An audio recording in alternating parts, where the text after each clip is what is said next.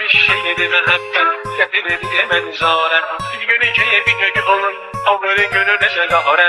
Bir şeydi müebbet getirir hemen zaren. Bir günü keyfi gök olur o böyle gönül ezelare. Eyler kanımı, kışıyla baharımı, bugün hep yanına gördüm bu vefalı yarım.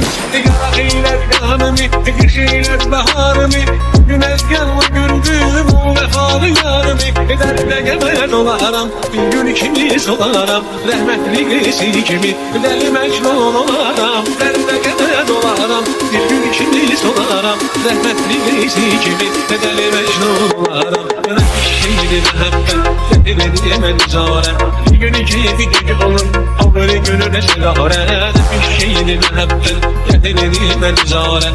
Bir gün keyfi gök olur o böyle gönül ezelare. Bir şeydi müebbet getirir hemen zaren. Bir gün keyfi gök olur o böyle gönül ezelare. Bir şeydi müebbet getirir hemen zaren. Bir gün keyfi gök olur o böyle gönül ezelare.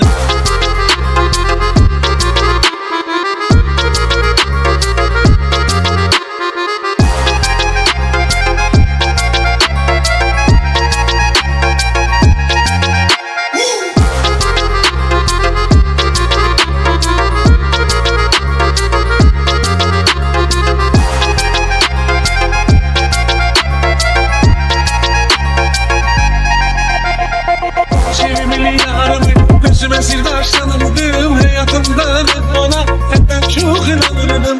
O sevimli yarımı gözüme sirdaş sanırdım. Hayatımdan hep ona hepten çok inanırdım. Hayatı yaşayan onarmış, gözümü yaşla dolarmış. Ne bileydim hayattan, bak bile de onarmış. Hayatı yaşayan onarmış, gözümü yaşla dolarmış. Ne bileydim hayattan, bak bile de onarmış.